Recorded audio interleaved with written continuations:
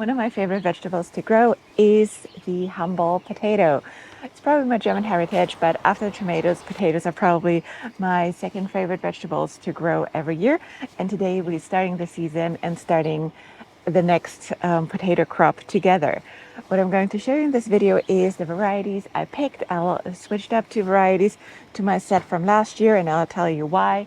I'll show you how I grow them in my grow bags. And last year we did an experiment which worked so well that we're going to apply this to all the grow bags, which makes it even more easy to grow them in the grow bags. So let's get started. I'm Steffi. I'm a home gardener here in Attleboro, Massachusetts, Zone 6, and I love to take you along for the ride. So welcome to my channel. Let's get quickly through the varieties I grow. So I have 20 grow bags over there. So typically I go with 4 different varieties. So 5-inch grow bag, which works really, really well for me. I have my 2 Forever Grow varieties, which are from Row 7 Seed, who also have those 2 potato varieties. But one is the Upstate Abundance. It is a small, like fingerling type of potato, which has crazy yields of small potatoes, which are perfect to just throw them on like a baking sheet and roast them in the oven. So good.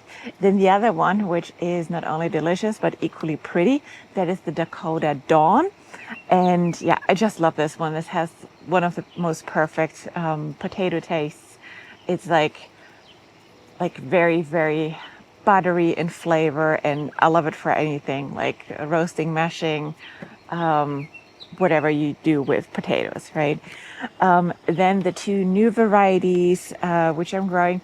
The last few years I always grew like the purple variety, Adirondack Blue, which I always loved, and it had also always really good yields. But last year, for some reason, all the sizable potatoes were rotten on the inside, which I clearly didn't recognize when I harvested them, but along a few weeks afterwards when we were eating them. But I was so annoyed with them, so I dropped them off. And one variety, which is new to me here as well, which I always want to grow but never got my hands on, the seed potatoes, is the German Butterball. Yes, I wanted to try it because it's a German variety. I was just curious. And then for the first time, I wanted also to grow a baking potato, which I've never grown before. And this is where I picked the russet for.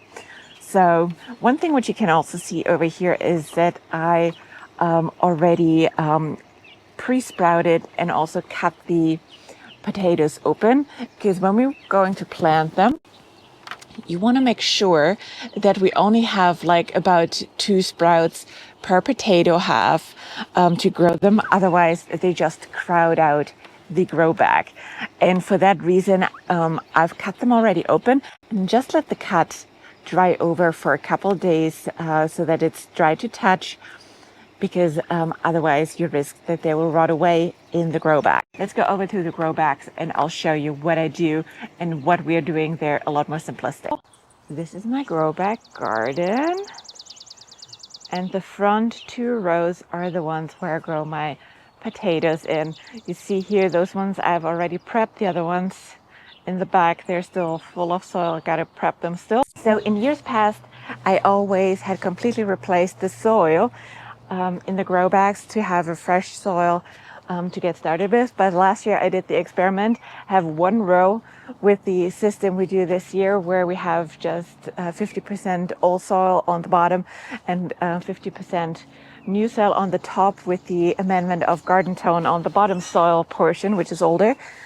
And I couldn't see a difference in yields. So that's beautiful, because it saves us some work and also some money, because as we know, soil is not cheap these days. So what I'm going to do is empty all the grow bags half out, which is also helpful because a few of them have weeds on the top already. So that just cleans the grow bag nicely. And then we'll amend it with garden tone and plant the potatoes.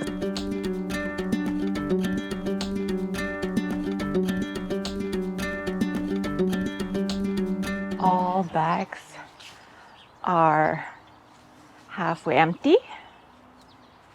So that is now when we put some garden tone in.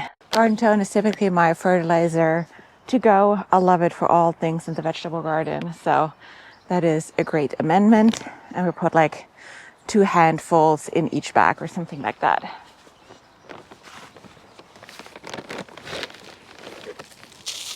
Nah, make it 1. All right, and then we just mix it in.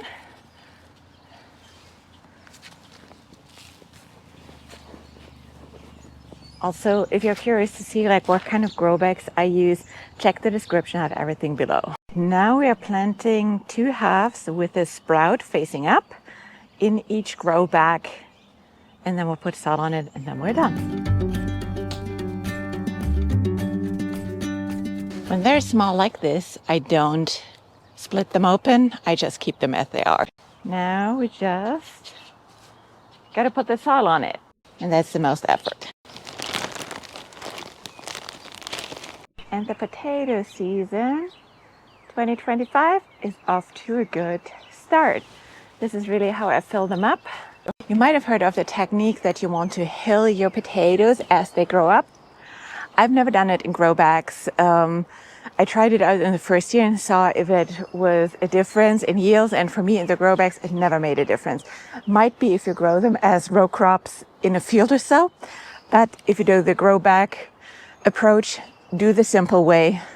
Halfway in the grow bag, you can even go a little bit lower and then just let them grow. I promise you they will come out.